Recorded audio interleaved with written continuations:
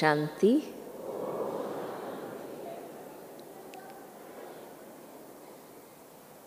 बाबा की यादगार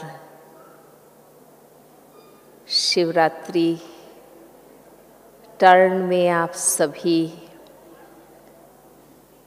बाबा के बेहद घर में पधारे हैं।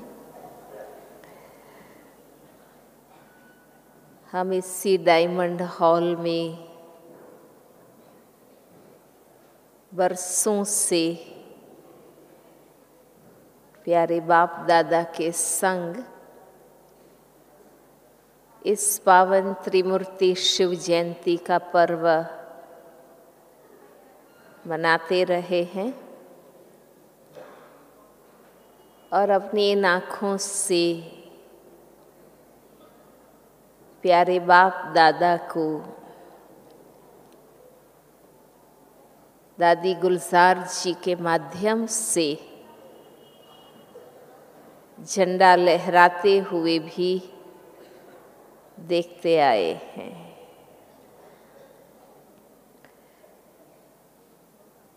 अभी 82वीं पावन शिव जयंती हम सब मनाने के लिए एकत्रित हुए हैं। 82 वर्षों का शिव बाबा के दिव्य कर्तव्य का इतिहास हम सबकी बुद्धि के स्क्रीन पर आ रहा है। ये कितने बड़े आश्चर्य और हम सबके सुखद सौभाग्य की बात है कि लोग तो सिर्फ यादगार मनाएंगे, पर हम सभी ने प्रैक्टिकल धरा पर आए हुए शिव बाबा को विश्व कल्याण का कार्य करते हुए इन आँखों से देखने का, ज्ञान नेत्र से समझने का सौभाग्य पाया हुआ है। संगम युग में जो कुछ पुरुषार्थ हम करते हैं उसी के यादगार ये त्योहार बनते हैं,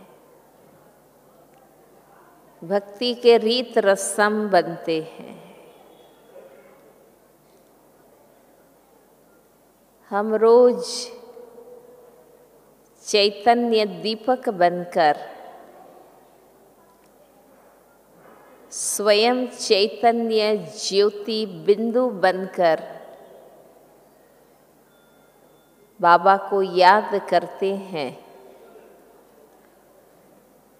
उसी का यादगार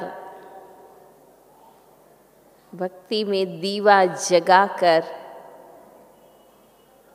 फिर भगवान को याद करते हैं, क्योंकि हम स्वयं स्मृति स्वरूप बनकर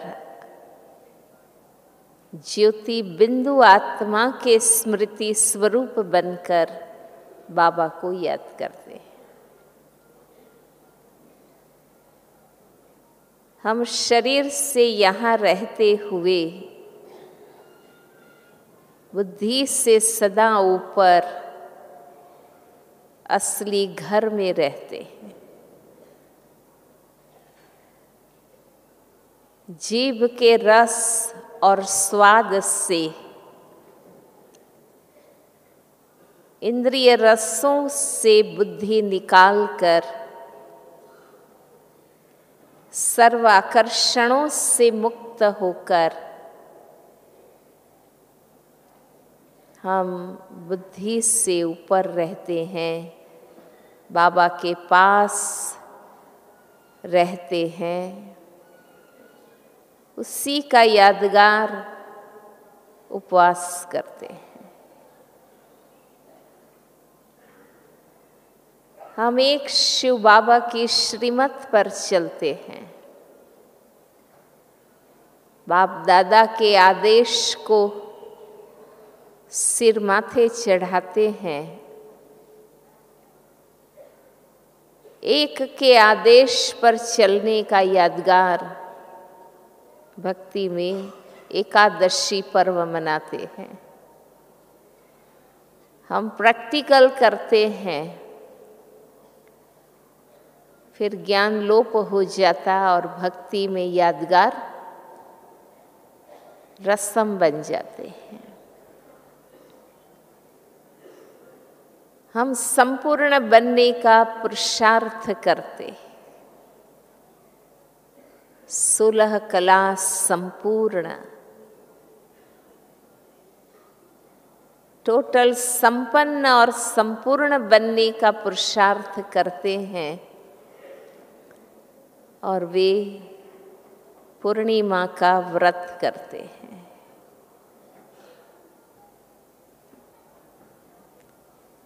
हम यादगार भी देख रहे हैं कितनी श्रद्धा से,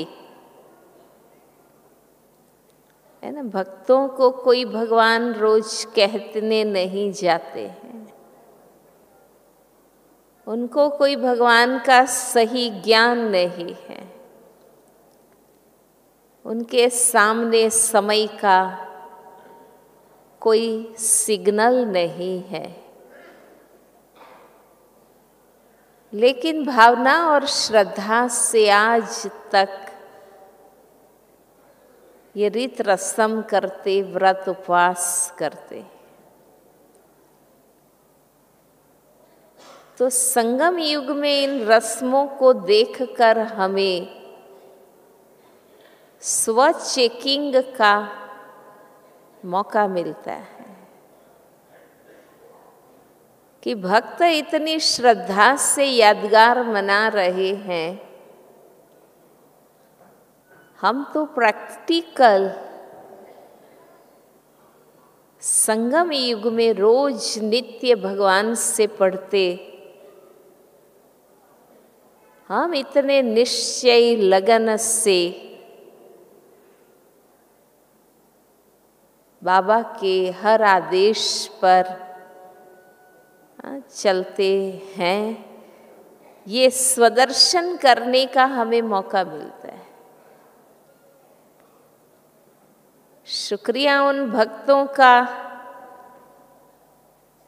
उनके निमित्त हमारा पुरुषार्थ भी तेज होता है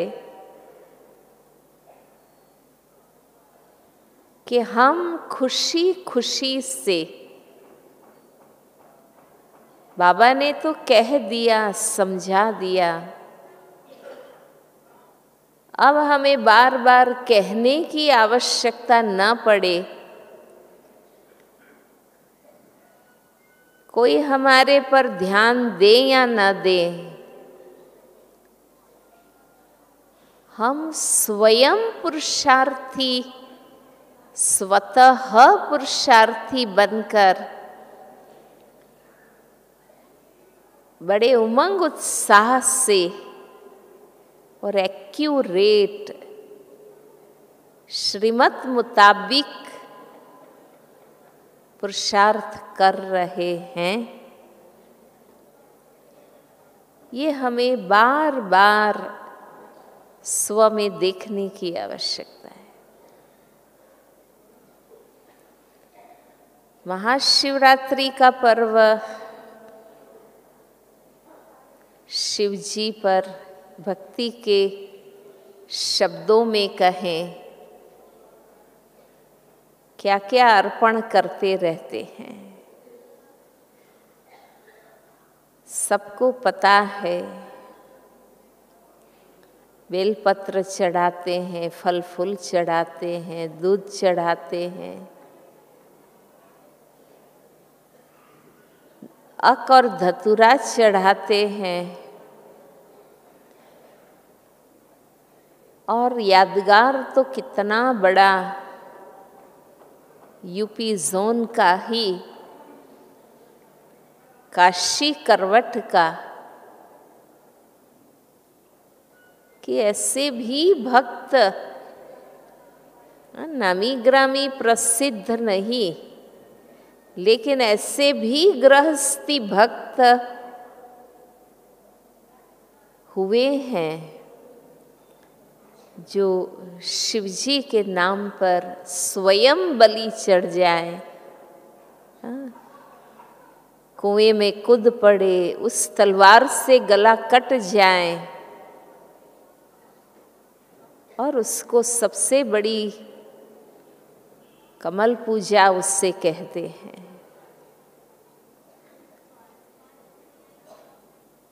हमें प्रैक्टिकल जीते जी शिव बाबा के नाम पर मर मिटने का मौका मिला है।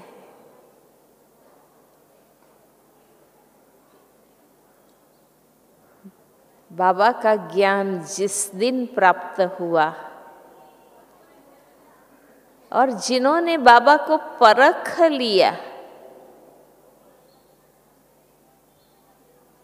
कि ये वही भगवान जिसको जन्म जन्मांतर से हम पुकारते रहे, वो धरा पर आए हैं। अभी उन्होंने विश्व कल्याण का यज्ञ रचा है,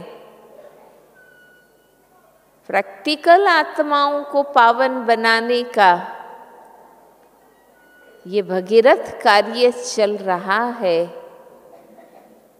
हम सब जानते हैं, निश्चयी बने हैं। तो पहले ही दिल का सौदा हो जाता, आत्मा मन ही मन विवेक से शिव बाबा पर बलि चढ़ती और निर्णय कर लेती है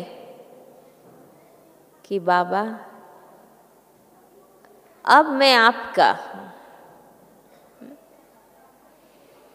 ये सिर्फ शब्दों की बात नहीं,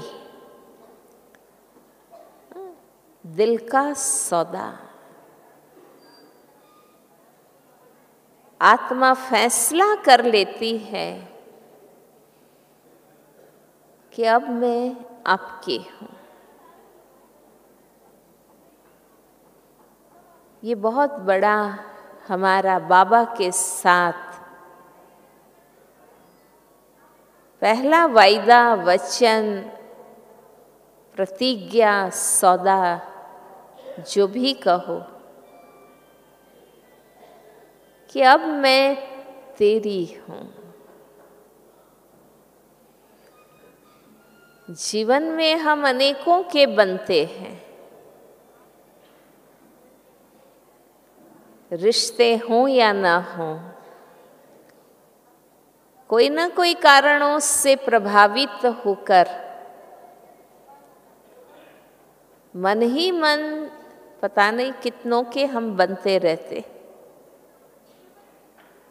ये तो हर एक खुद अपने आप को जानते। समाज के हिसाब से दिखाने के संबंध वो तो सबके बीच किए हुए एग्रीमेंट है, लेकिन आत्मा किसी न किसी कारणों से कितनों की बनती रहती है। पर जब से हम बाबा के बच्चे बने हैं, विवेक के नेत्रों से ब्रह्मा तन में आए हुए शिव बाबा को पहचान लिया। शुरू में बार बार ये निश्चय पत्र हम लोग लिखते थे कि वो ही परम पिता ब्रह्मा तन में आए हैं और ये संगम युग, विश्व कल्याण का युग, भगीरथ कार्य हो रहा है।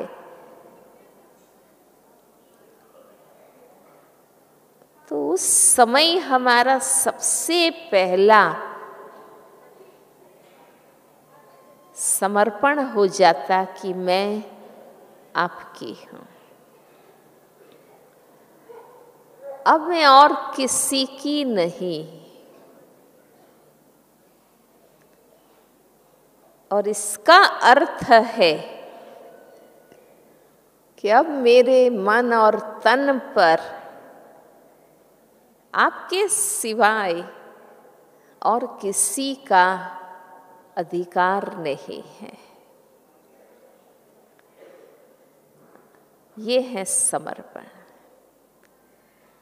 समर्पण शब्द ही बताता है सम अर्पण। समर्पण कोई गले पड़ने की बात नहीं है कि अब मैं आपकी हूं, पर सम बनकर, बाबा जैसा ज्ञान स्वरूप बनकर, निश्चयात्मक बुद्धि बनकर, पवित्रता की सत्यता को अपनाकर अर्पण कि अब मैं आपकी हूं।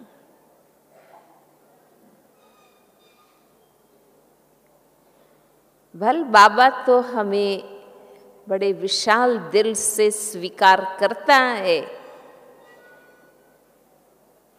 कि आप जो हैं, जैसे हैं, मेरे हैं। ये बाबा कहता है, ये हमारे कहने की बात नहीं है। हाँ? मैं जो हूँ, जैसी हूँ, आप स्वीकार करो, ये तो गले पड़ने की बात है। हाँ? सिर पर पड़ने की बात है। ये बाबा कहते हैं कि आप जो हैं, जैसे हैं, मेरे हैं। हम बच्चों का कहना तो ये है कि बाबा मैं आपकी हूं और अब आप जो कहेंगे वैसी मैं बनती जाऊंगी। ये है समर्पण।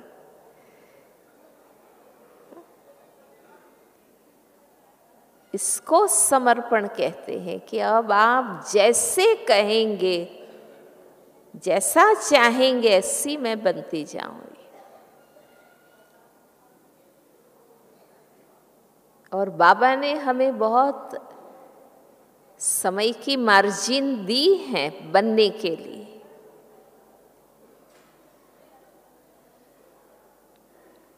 इसलिए हमारे तरफ से बाबा को ये समर्पण मिलना चाहिए कि बस अब और किसी के प्रभाव में और किसी के राय मत पर मुझे नहीं चलना है। समर्पण का मतलब ये है। फिर आप घर में रहते हैं या सेंटर में रहते हैं, समर्पण वो है कि अब सिर्फ श्रीमत, मेरी मनमत भी नहीं, क्योंकि मैं भी पुरुषार्थी आत्मा हूं, पूर्ण और परम नहीं हूं। परमत भी नहीं, फिर वो ज्ञानी आत्मा है या अज्ञानी आत्मा है, उनकी मत पर भी नहीं। और इसके बाद और किसी का तो सवाल ही नहीं है। जो बाप दादा के स्थान पर टोटल यज्ञ के जो हमारे बड़े बैठे हैं प्रैक्टिकली, वो जो हमें कहते हैं श्रीमत के अनुकूल बातें, वो सिर माथे। अब मुझे बाकी रही शेष जिंदगी। बाबा, आपके ही कहे अनुसार जीना है। बचपन में ऐसा खेल करते थे बच्चे आपस में कि भगवान जो कहे वो आप करेंगे, किसी से भी नहीं डरेंगे। इतनी मिर्ची खाएंगे तो हाँ करते थे कि हाँ, माना यही समझते कि भगवान कहे वो सब हम करेंगे। इतना मटका पानी पी जाएंगे तो हम कहते थे हाँ। शेर आ जावे तो भी नहीं डरेंगे, तो कहते थे नहीं डरेंगे। अब समझ रहे हैं, अब प्रैक्टिकल भगवान कह रहे हैं। उनको हम बच्चों से सबसे बड़ी अर्पणमयता यही चाहिए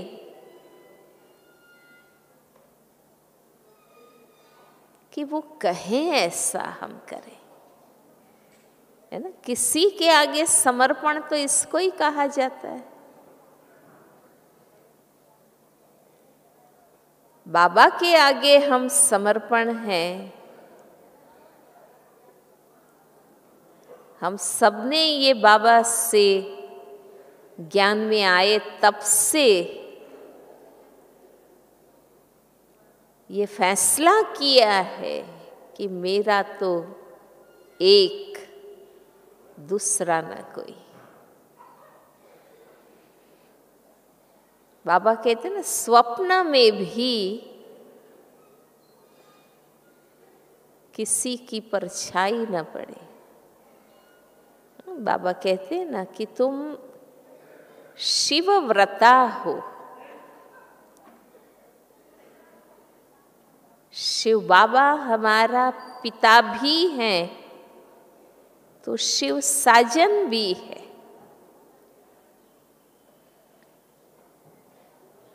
इसलिए पतिव्रता या पिताव्रता, हम शिवव्रता है। इसलिए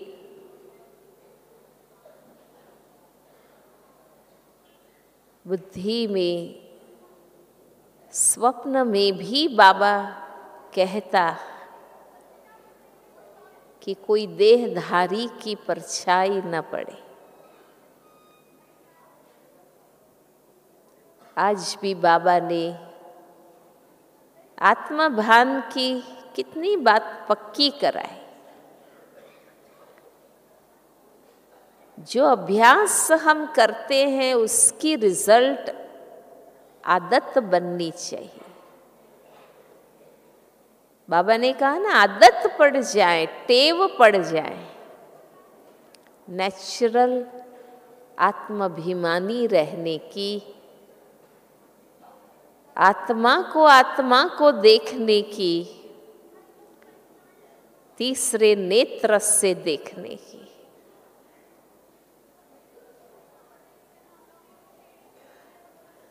बाबा के प्रति समर्पण हम हैं, इसलिए उनको जो पसंद है वही मुझे करना है। और ये लौकिक संबंधों में भी है, जहाँ प्यार है, संबंध है, पिता, पति, स्वामी, मालिक, वहाँ जहाँ इस प्रकार के संबंध हैं वहाँ तो ये डिसिप्लिन है ही कि अब अपनी इच्छा और रुचि अनुसार नहीं जीना है, पर उनको जो पसंद है वैसा पहनना है, वैसा खाना है। हम दूसरों से बात करते हैं, उनको पसंद नहीं है तो नहीं करना है। पहले तो संबंधों में वफादारी और यही अर्पणमयता रहती थी। आज अगर वो चीज़ नहीं है तो दुनिया में भी इसको कलियुग का प्रभाव माना जाता है। वरना भारत में तो हर, कहते हैं ना, आर्य नारी, आर्य पुरुष, और आर्य शब्द का बाबा तो अर्थ बताते ही है ना कि आर्य माना श्रेष्ठ, सेंसिबल।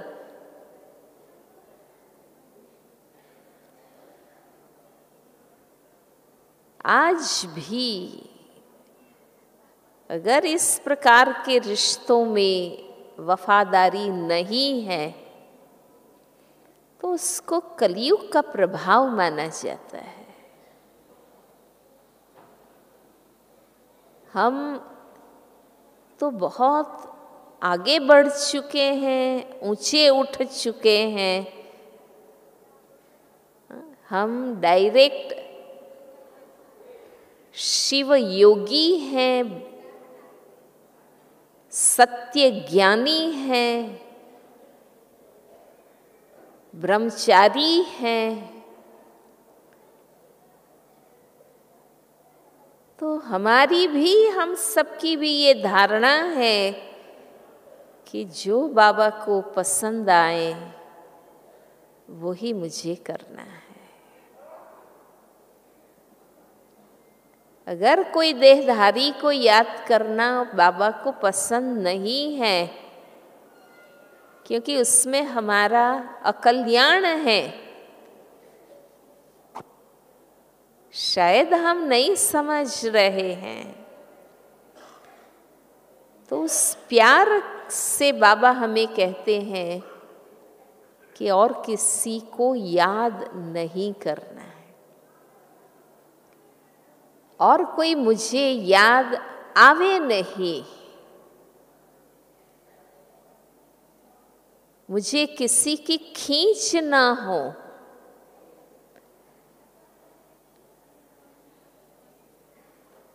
वरना बाबा से बेवफाई मानी जाएगी, अर्पणमयता तो दूर रही।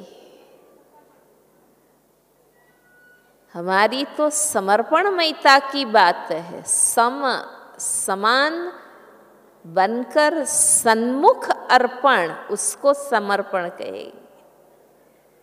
ये भाग्य तो हमें ही मिला है कि भगवान आया हो और उनके सन्मुख जीवन देने का मौका मिला, और दास के रूप में नहीं, सेवक के रूप में नहीं, भगत के रूप में नहीं। भगवान ऊंचा उठाकर हमारा समर्पण चाहते हैं। ये कितनी ऊंची बाबा की दृष्टि है हम बच्चों के लिए।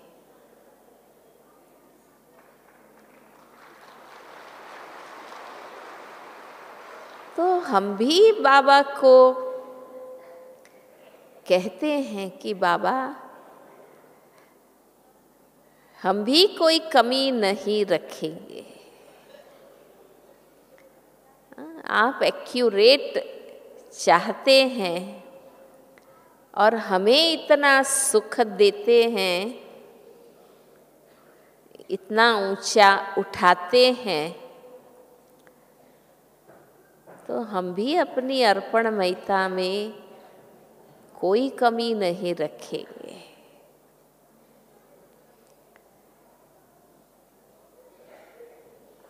तो मैं बाबा की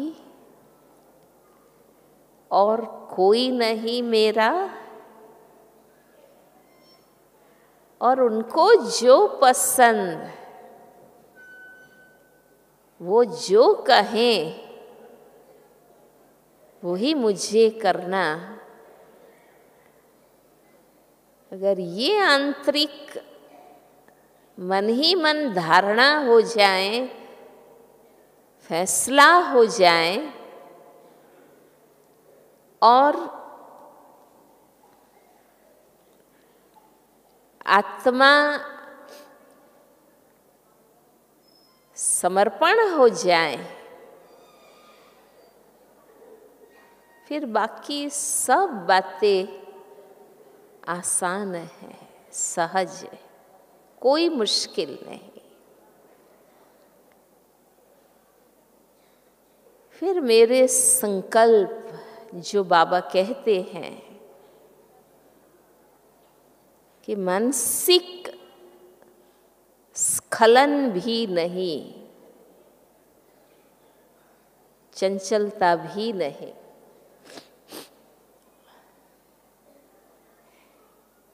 माना मुझे उसके बारे में ही सोचना है। दिन रात बाबा ने कहा ना, अपने आप फिर वो याद और सेवा का डबल लॉक, अटेंशन और चेकिंग का डबल लॉक अपने आप लग जाता है।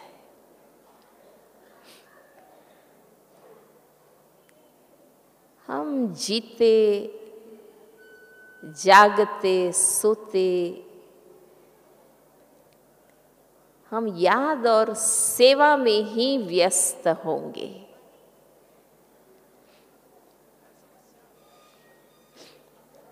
कोई क्यों हमारी चेकिंग करे और कौन कहाँ तक हमारा ध्यान रखेगा? क्यों, मुझे खुद बनना है ना, मुझे खुद बनना है समान और सन्मुख अर्पणमयी, तो कहने की क्या आवश्यकता है? और मेरा ऐसा कच्चा सौदा क्यों हो कि मैं अकेली हूँ, कोई बड़े देखने वाले ना हो, तो मैं लक्ष्मण रेखा के बाहर क्यों जाऊं? क्यों जाऊं? ज्ञान बुद्धि में भरा है ना। विवेक रोज बाबा से मिलता है और मुझे ये पवित्र ज्ञानी योगी दिव्य सेवाधारी जीवन पसंद है, तो फिर उसमें कमजोरी मुझे क्यों लानी है? भारत देश में ऐसे भी लोग देखे हैं, आप सबने भी देखे होंगे, शादी करते ही पति विदेश गया और कोई कारण से 15 दिन में एक्सीडेंट हो गया, खत्म हो गया। जीवन भर वो माता भगवान के नाम और उस शादी के संबंध के सौदे के नाम पूरा जीवन पवित्र और भक्त बनकर रहे। ऐसे कितने भाई बहनों को हम अपने आसपास के समाज में देखते हैं। मानवीय संबंधों में भी इतनी अर्पणमयता और वफादारी। हम सब तो भगवान से जीवन जोड़े हुए हैं, है ना? हमने तो जीवन सिर्फ बुद्धि योग नहीं जोड़ा है, हमने प्रैक्टिकल जीवन जोड़ दिया है बाबा से। उसे ही ब्रह्मा कुमार कुमारी कहा जाता है। और इस आध्यात्मिक समर्पणमयी स्थिति बनाने तो हर किसी को है, उसमें कोई सेंटर में आके रहे और घर में रहे वो अंतर की बात ही नहीं है।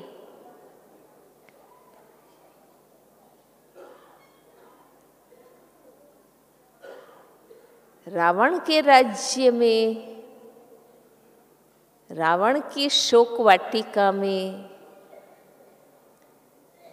रावण के राक्षसों की चौकीदारी के बीच एक सीता का निरंतर राम राम याद रखना हम बच्चों का ही तो यादगार है। हम ही तो हैं वो। उसी के नाम जीना, उसी के नाम सुरक्षित रहना।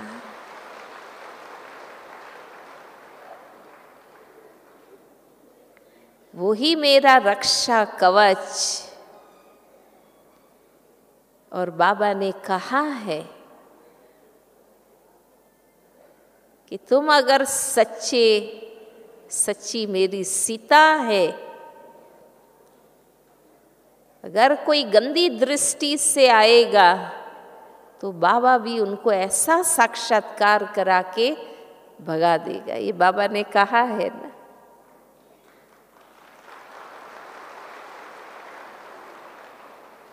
शर्त कि मैं खुद देह में ना फंसी हूं। जब खुद के ही देह को भूलना है तो और देहधारी को याद करने का तो सवाल ही नहीं है। और हम सब एक दो को भी जानते हैं कि हम सब पुरुषार्थी हैं। हम कोई संपूर्ण नहीं बन गए हैं। इसलिए ज्ञानी हो या अज्ञानी हो, कोई भी आत्मा या उसके नाम रूप में बुद्धि नहीं मुझे फंसानी है ना? हम वो शिव को समर्पित सच्ची पार्वतियां, एक टक सूर्य को देखने वाली ऐसी सखत तपस्या पार्वती ने की थी, ऐसा शास्त्रों में गायन है। ये हम बच्चों का गायन है। और हमें प्रैक्टिकल बनना है अभी कि एक टक निरंतर नेचुरल स्वतः बाबा मुझे याद रहे।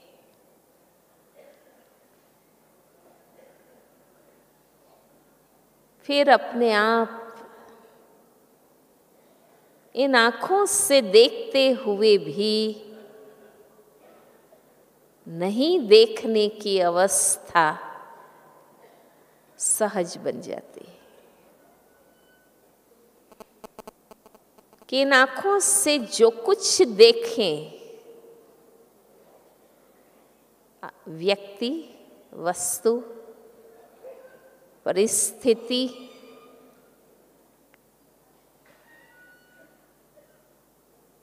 कुछ भी प्रभाव नहीं डाल सकेंगे, क्योंकि अंदर से आत्मा इतनी डिटैच है और ऊपर है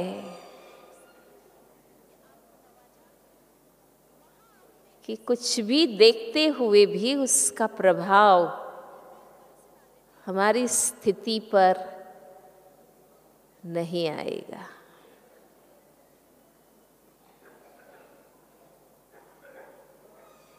अच्छा प्रभाव तो अच्छा बनाता है।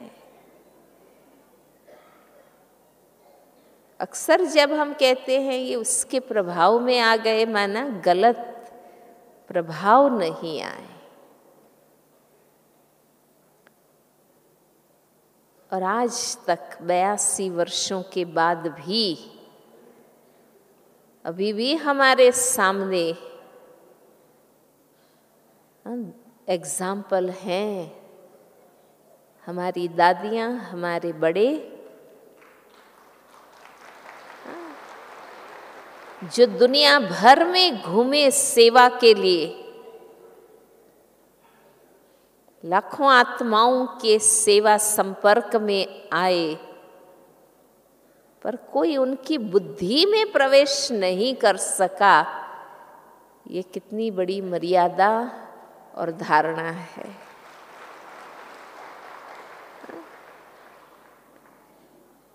ये तो साधारण नाम रूप में वही सर्वश्रेष्ठ महान आत्माएं हैं। बाबा, मम्मा, दादियाँ, दीदियाँ, दादाएं, जो आज भी यज्ञ संभाल रहे हैं, चला रहे हैं। बहुत लोग उनको भी मिले, जीवन में आए, बहुत धन वैभव उनके सामने भी ऑफर हुए, देश में विदेश में, कहीं भी अटके नहीं, फंसे नहीं। निरंतर बाबा यज्ञ ही सदा उनको याद रहा कि यज्ञ में सब कुछ जाए। किसी ने अपना कुछ बनाने की सोची ही नहीं, बुद्धि में ही नहीं आया। सब बाबा के यज्ञ में लगे, सेवा में लगे।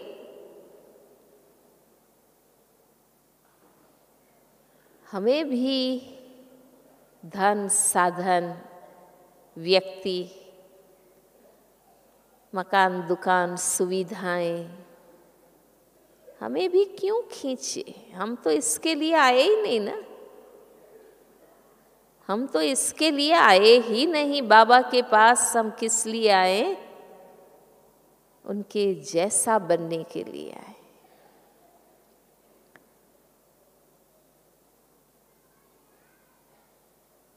यज्ञ में नहीं था तब भी, है तो भी, और बढ़ेगा तो भी,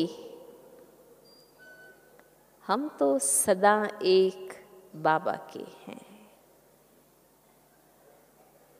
सेवा का ये रिटर्न, मान, शान, स्थान, साधन, सुविधाएं, साथी, वैभव, कुछ भी में हम अटके नहीं। तो बाबा कहते हैं कि तुम सच्चे महारथी और महावीर।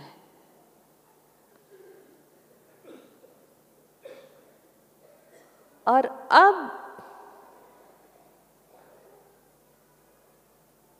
चूंकि अंत के समय पर हम पहुंच गए हैं, अब बाबा भी इस कार्य को कंप्लीट करना चाहते हैं। साकार रूप में 33 वर्ष, अव्यक्त रूप में 49 वर्ष। इतनी पालना हम सबको मिली है, भले हम कभी भी आए हैं, पर मुरलियों का खजाना, इतने वर्षों की साधना के फल स्वरूप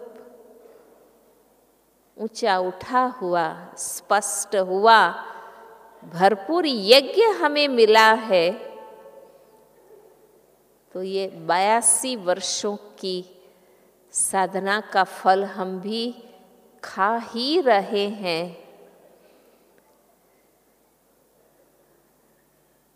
तो अब बाबा हम बच्चों से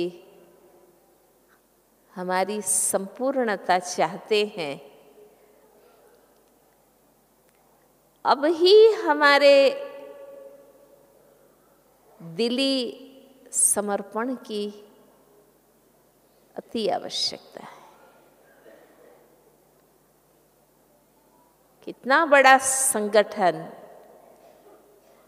में बल पहुंचाना है और इतने बड़े विश्व का कल्याण करना है। तो जो अपने आप को समझते हैं कि हम बाबा के पक्के सच्चे बच्चे हैं, समर्पित बच्चे हैं, बल कहीं भी रहते हैं, घर में रहते हैं, सेंटर में, मधुबन में, जोन में, सब जोन में, जहाँ भी रहते हैं, पाठशालाओं में, पर हमारे तरफ से गारंटी है बाबा को कि इस अंतिम संपन्नता में बाबा हम सदा आपके साथी है।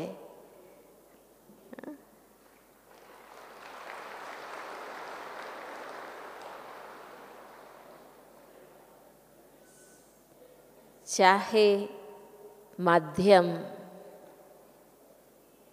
हमारी दादी, क्योंकि माध्यम ठीक होगा तो सन्मुख बाप दादा आएंगे। माध्यम बीमार है तो फिर, पर बाबा तो हमारे साथ ही है, हम तो उनसे जुड़े हुए ही है ना। हमारी तपस्या तो अब डायरेक्ट हो रही। ये पालना के आधार भी ड्रामा अनुसार कम हो रहे हैं, क्योंकि डायरेक्ट पालना का ये समय है अब कि हर आत्मा डायरेक्ट अब ले सकती है, क्योंकि इतने वर्षों बाबा ने हमें दिया है। तो अब हमारे में जरा भी अलबेला पर नहीं आना चाहिए कि बाबा तो आएंगे नहीं। तो इतना जो पढ़ाया, सिखाया, समझाया, वो तो हमारी बुद्धि में है ना। वो हमें अपने आचरण से बताना है सबको। हम 9 लाख ब्राह्मण शक्तिशाली रहेंगे, और शक्तिशाली उसको ही कहा जाएगा ना कि हमारे बाबा दादियाँ देखे न देखे, कहे न कहे, मिले न मिले, पर हम उनके कहे अनुसार, उनकी श्रीमत अनुसार और ज्यादा पुरुषार्थी, एकाग्र, पक्के नियम मर्यादा वाले, यज्ञ वफादार और यज्ञ के अनुशासन में चलने वाले हम बने रहे, तब तो हम 33 करोड़ और विश्व की 700 करोड़ आत्माओं को संकल्पों से, चेहरे से संदेश दे सकेंगे कि हम हैं। उनकी पालना ली हुई वो रचनाएं देख लो, हम भी ऐसे बाबा जैसे बन के उन आत्माओं में, आने वाले नए ब्राह्मण भाई बहनों में हम शक्ति भर सके।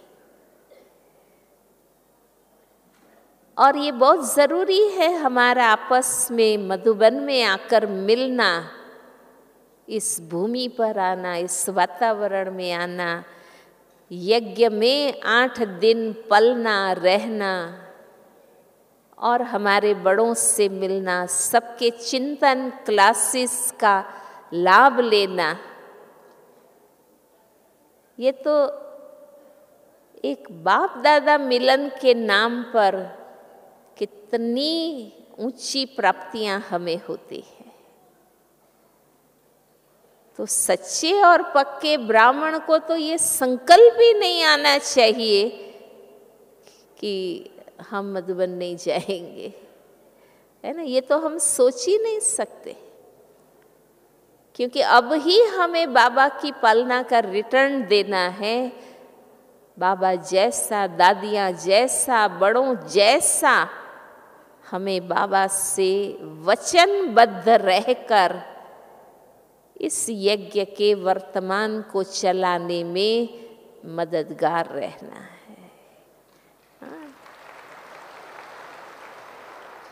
उसके लिए भल कुछ हमें छोड़ना भी पड़े, त्याग भी करना पड़े,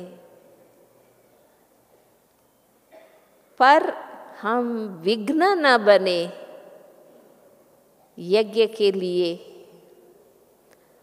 और आत्माओं को मजबूत बनाने में हमें मददगार बनना है।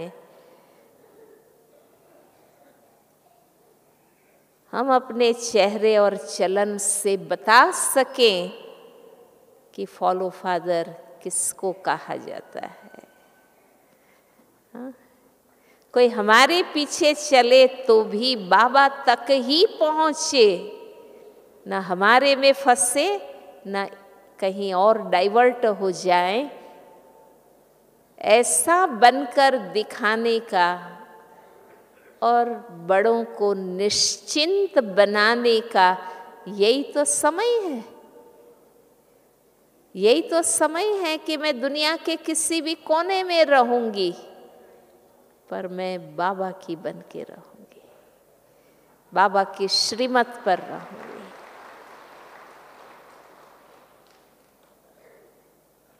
तो समर्पण, सच्चा समर्पण, क्योंकि हमें तो पूरा ही बलि जाना है। थोड़ा बहुत तो भक्त करते हैं, बल्कि उसकी अर्पणमयता हमें भी प्रेरणा देती है, माना वो भी बहुत शक्तिशाली है।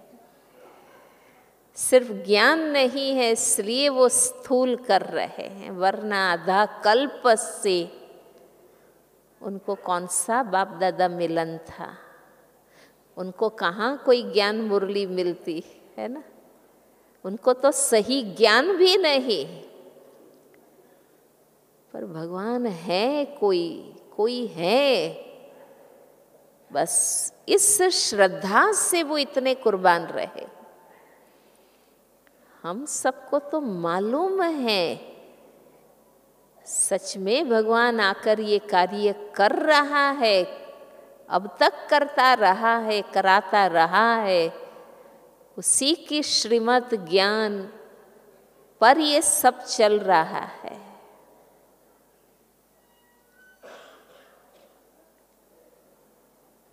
और अब तो आप जानते हैं कि समय, परिस्थितियां, ड्रामा भी बाबा के साथ है। तो हम बच्चे भी तो बाबा के साथ है ना। हर घड़ी हम साथ है, हर बात में हम साथ है। हमें बाबा ने बहुत दिया है, कुछ ना भी मिले तो अब हमारे तरफ से कोई कंप्लेन नहीं, कोई शिकवा शिकायत नहीं। अब समय है हमें बाप दादा की पालना का जलवा दिखाना है।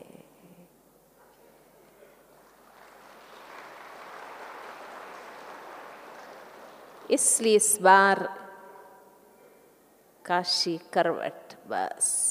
कुछ भी बाकी ना रहे, पूरा स्वाहा हम सबको होना है और जल्दी से बाबा को प्रत्यक्ष करना है। ओम शांति।